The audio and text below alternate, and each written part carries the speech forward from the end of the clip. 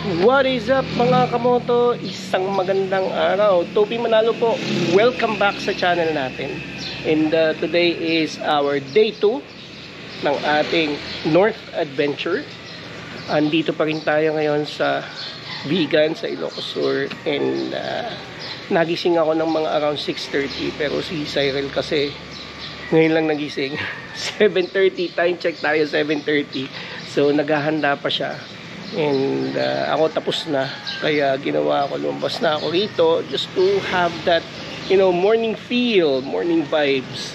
And maghahanap din ako ng pahugasan. Tingnan yung tsura ni Thor.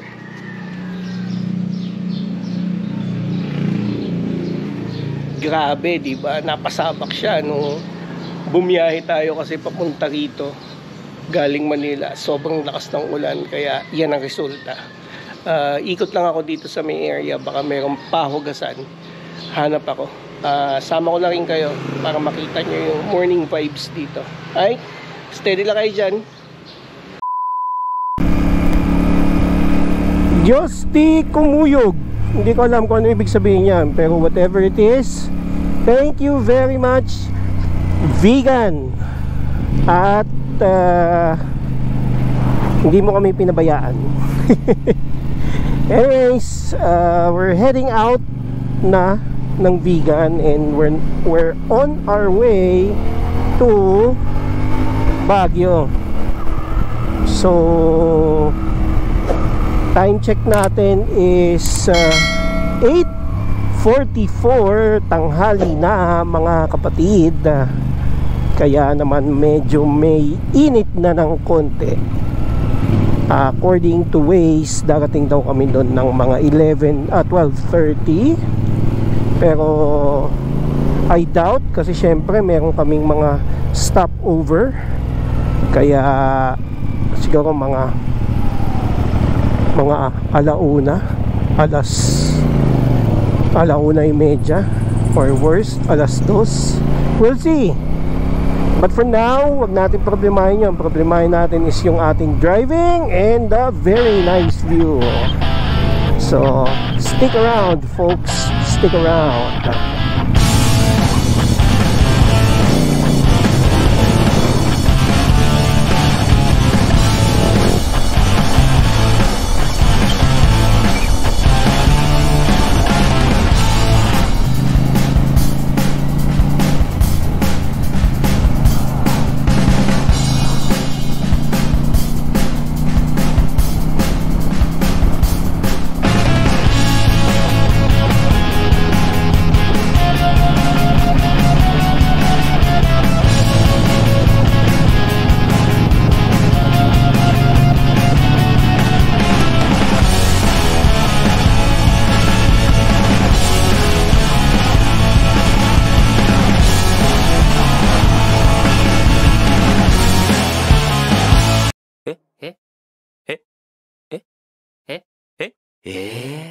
Lakas ng rider.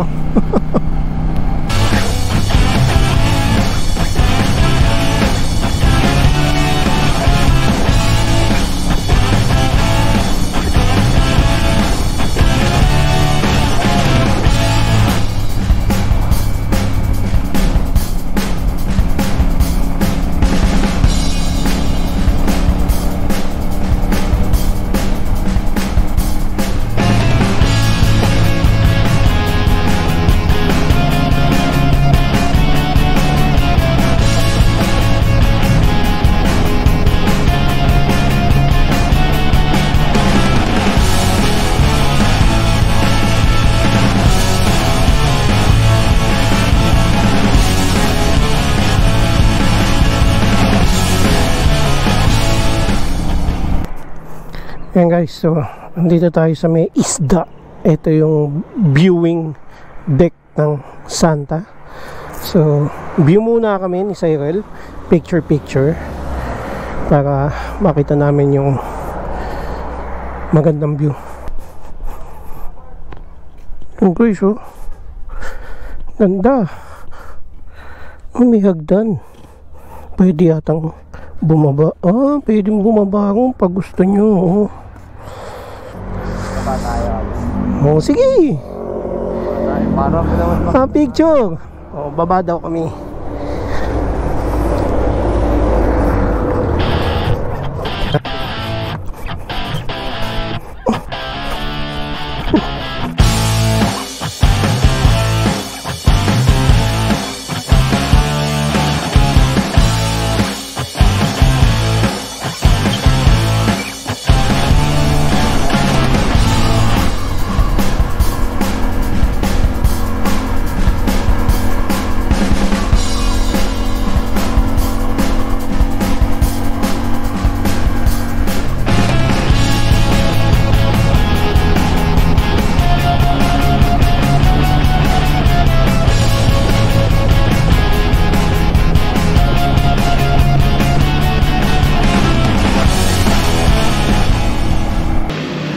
Okay guys, so ito ang aming official na first stopover. Kasi yung stopover namin kanina, wala naman yun eh.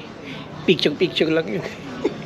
So ayan, kasi naalala namin, di pa pala kami nag-aalmusal. Kumain lang kami ng tigbe-benting pansit bago kami umalis ng Ilocos. Walang laman yung tiyan namin. Kaya pala, nung tumatakbo ng mga 80, inaanto kami kasi wala kaming energy, wala kaming laman eh. Yun, kaya kumain muna kami. Tamang Siopaw Gaming tsaka Coffee Gaming. So, ayun yung motor.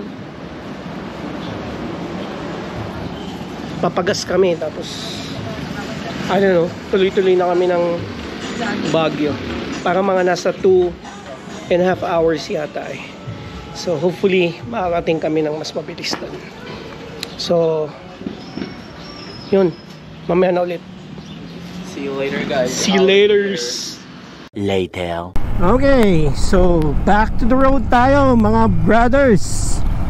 Papunta muna kami ng Uni Oil sa Bawang dahil 1 bar na lang ako. A total of, ilan ba tinakbo ko? So we are driving a total of 553 kilometers already. And simula nung from zero yan, naka full tank ako. Tapos nakapagpasali na ulit ako ng isang full tank. So bali I am consuming almost a total of 2 full tanks. Then afterwards magpapasalin ako ngayon. Kumukonsumo tayo ng 300 kilometers per full tank. So roughly 28-30 kilometers per liter, which is not bad considering the size of the engine. I'd say matipid naman siya talaga kapag ka ganitong highway driving. We are now officially leaving Ilocos Sur. Thank you Ilocos. Until next time. Andito na tayo ngayon sa La Union. And medyo mainit na guys, tanghaling tapat ang biyahe natin. Haba nitong tulay na to eh, oh. Ang ganda ng view. Side by side.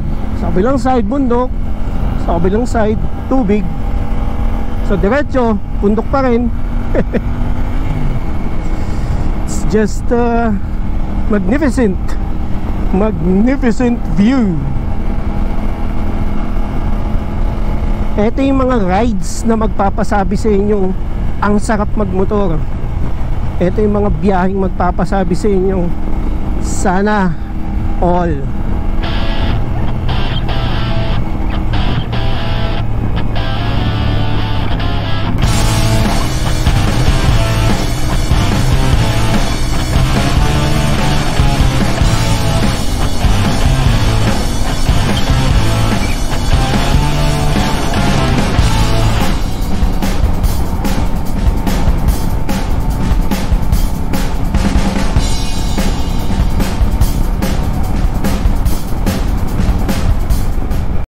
Okay guys, so andito ulit tayo sa Uni Oil kung saan tayo nagpa gas up kahapon. 11.14 liters. Yung last time was 10 liters. Ngayon it's 11 liters. After this, tuloy-tuloy na tayo sa Baguio. It's a total of 608 kilometers and parang gusto namin magpahinga. Pahinga tayo saglit. Pahinga. O, diretso na tayo. Ha? Diretso na tayo.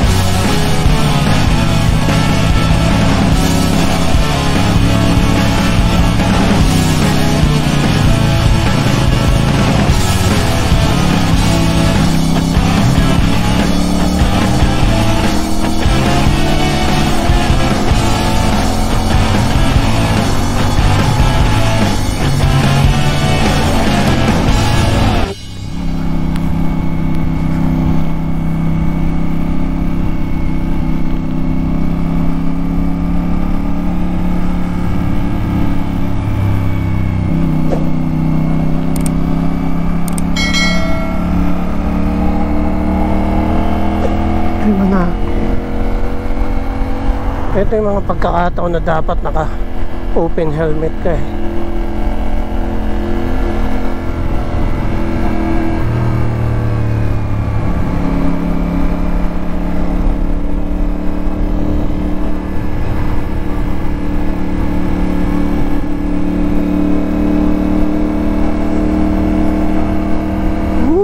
Lamig.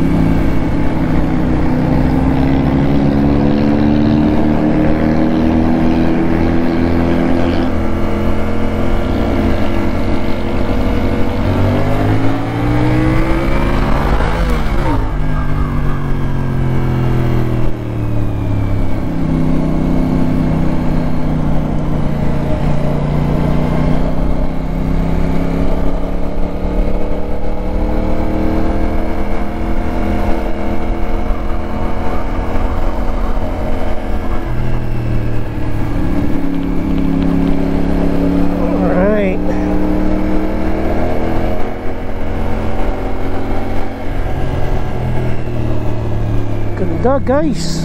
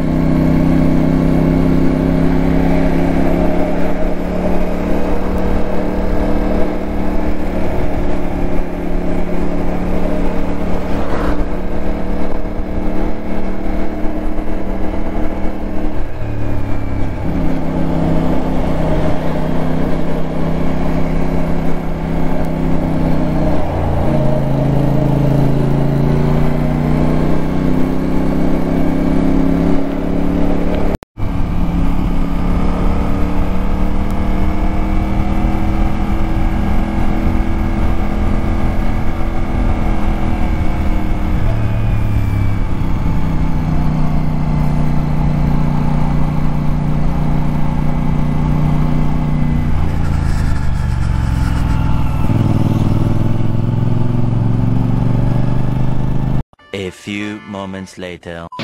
Alright guys, so tamang chibog muna kami.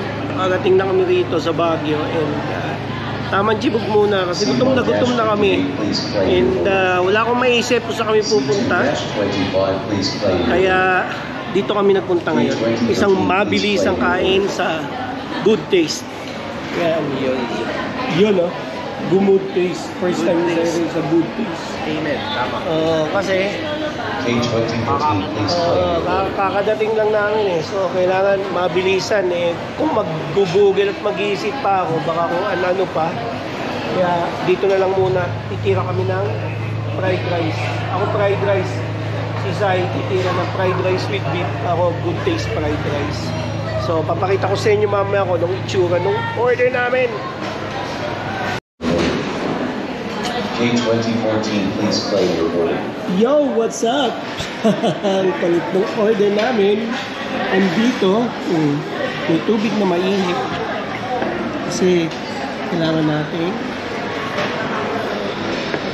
Alright, pudo or good? Alright guys, so ito yung order ko na Good Taste fried rice.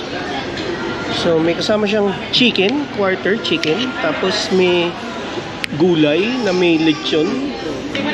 So mukhang sulit naman. Uy, mayroon pang ano, mayroon pang tinatagong asado. Tapos may tipak ng lechon sa gitna. Oop, tapos may kikiam pa. Ito mukhang panalo to ah. Sa akin wala. Sa'yo? Wala. Isa yan yung beef. Parang chop suey.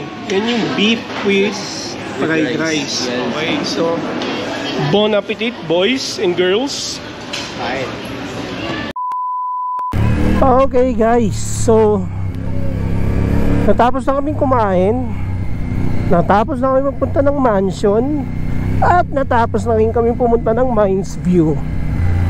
At ang lahat ng ito, hindi ko nakuha ng video. Dahil naglolo ko ang GoPro ng lolo nyo. So, anyway, we are on our way to... Saan tayo pupunta? Sa Burnham Park. Standby kami doon, tapos hintay na namin na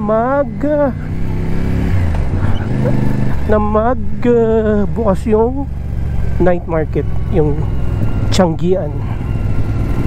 So